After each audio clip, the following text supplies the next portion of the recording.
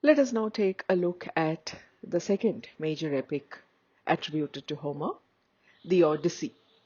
In many ways, it is considered to be a sequel to the Iliad because this is the story of one of the major warriors who fought in the Trojan War and the adventures that he encountered en route to his home island of Ithaca. It took him some 20 years to return to Ithaca after he set sail to participate in the Trojan War, and that is what comprises the Odyssey.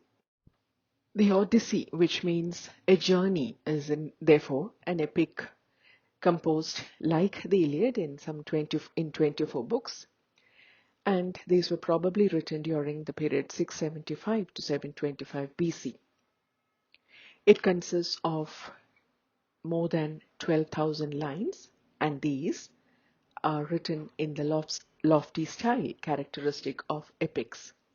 The meter used is dactylic hexameter, which is often called the Homeric hexameter because of Homer's use of this meter in both the epics.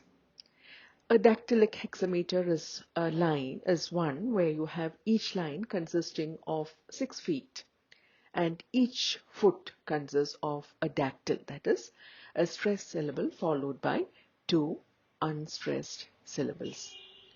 So it is this very impressive meter that is used to tell the lofty tale of Odysseus' journey back to Ithaca. So the 10 years that ensued after the end of the Trojan War is what the Odyssey narrates, the different adventures in various lands and his encounters with various people from um, different parts of the world.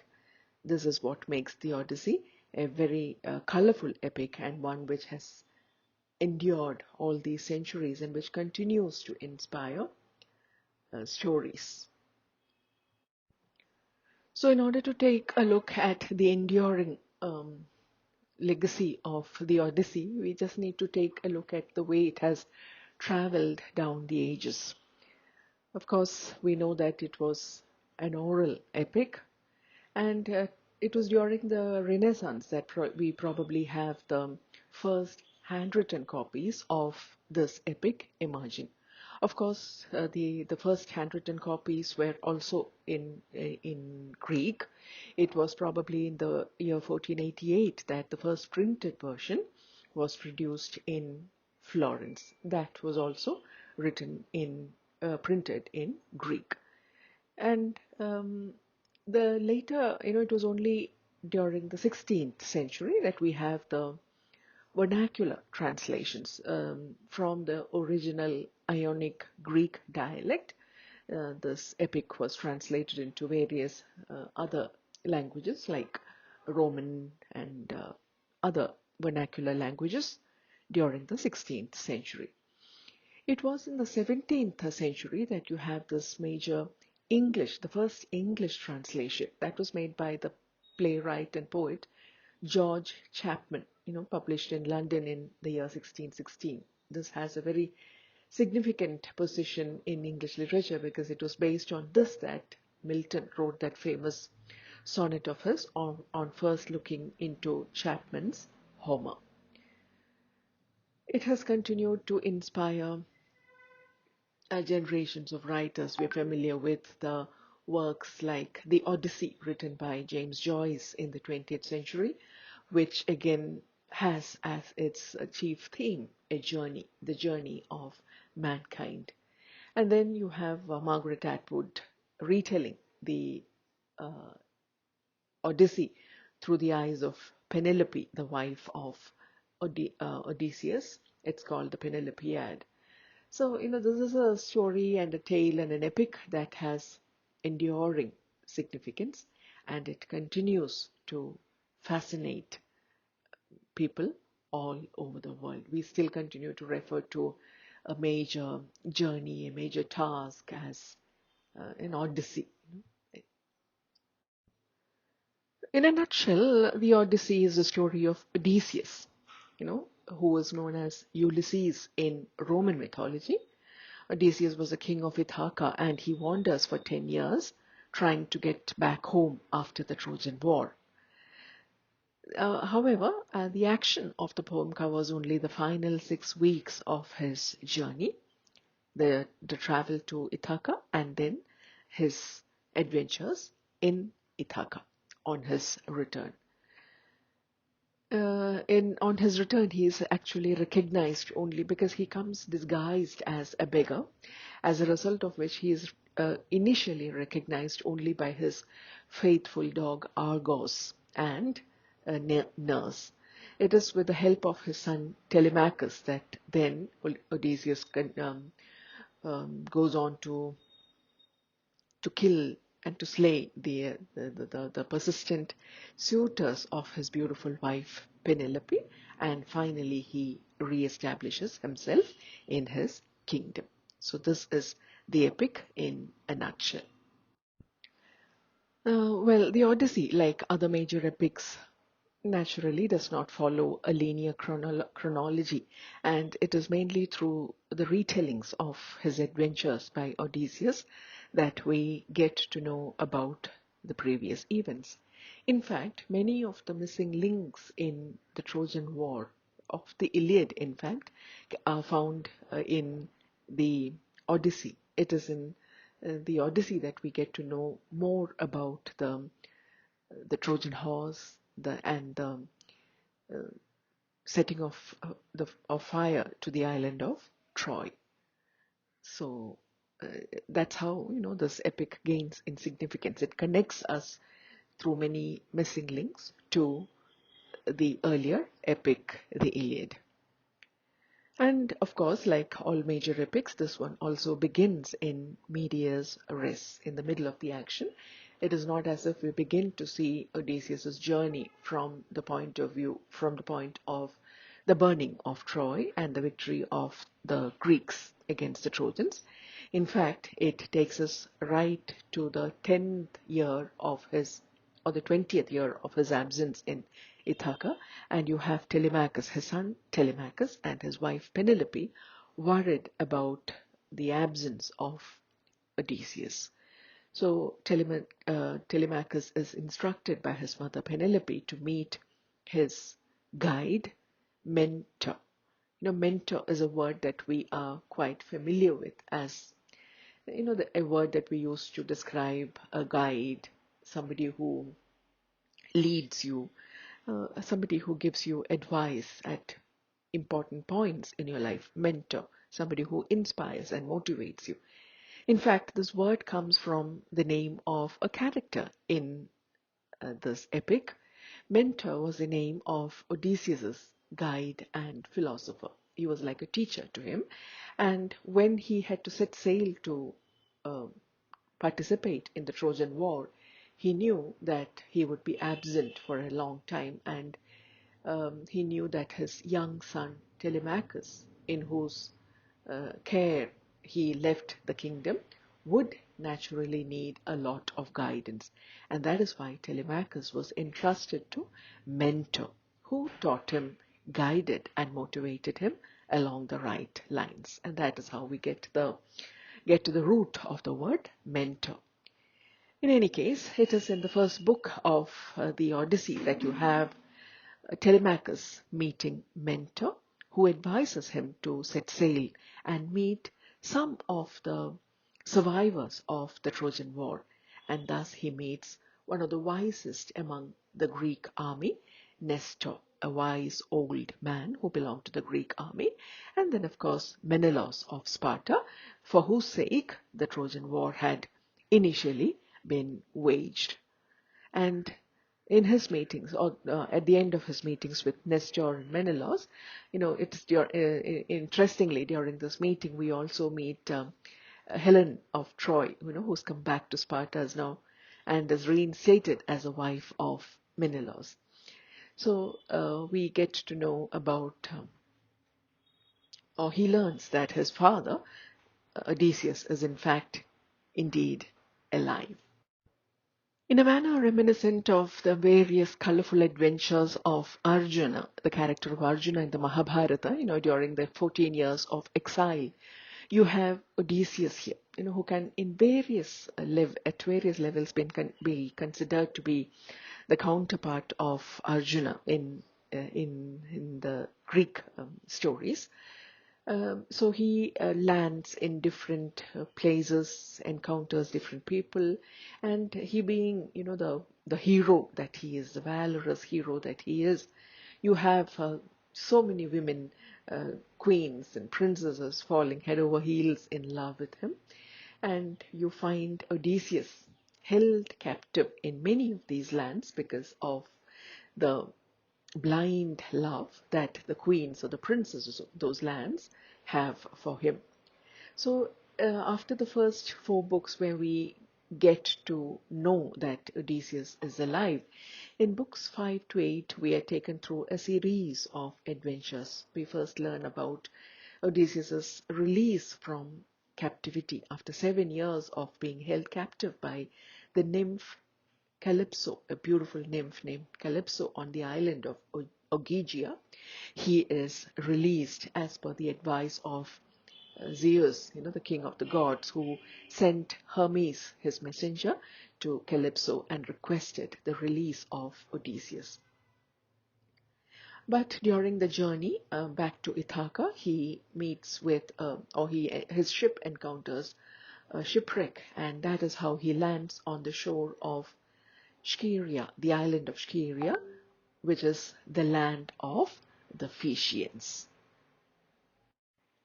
So it is in the books 9 to 12 that we get to hear a lot of the adventures encountered by Odysseus as he narrates the stories of his journey to the Phaeacians, who take very good care of him after he lands in their island after the shipwreck. So he's tended to, or he's taken good care of by the king of the Phaeacians, King Alcinous, his wife Queen Arete, and particularly the Princess Nausicaa, who was presented brilliant in a brilliant light in the epic as one of the most intelligent, wise, and very practical young women. Of course, that's a painting of Nausicaa that you see there, a 19th century painting by the British painter Leighton, Frederick Leighton, yeah. And so he tells these Phaeacians, the interested audience among the Phaeacians, about his harrowing journey as he tried to find his way home. And the island of Scheria, or this land of the Phaeacians, is often presented in very idyllic terms here. It's considered as a kind of utopian land, where everything is perfect and everyone is happy because of it's like a Ramarajya that you would encounter in the Ramayana, for example, an ideal land where you have a just king and everything is just right and perfect. So during the narration of these adventures, we get to see and encounter and enjoy some of the most colorful episodes of the Odyssey. We get to know about the Cicones, the raid on Cicones, the island of Cicones, and the loss that Odysseus encountered. 72 of his men died there, and then they proceed to the island of the Lotus Eaters.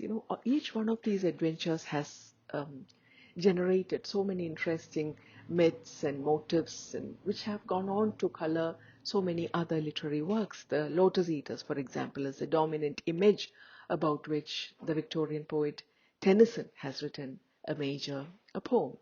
So we learn about the Lotus Eaters, where the people are in that island, the sailors, Odysseus and the sailors, are held captive. They are made to eat the lotus, which kind of makes them drowsy. It's like a drug which makes them drowsy, so that they would not be able to set sail and they would remain on the island.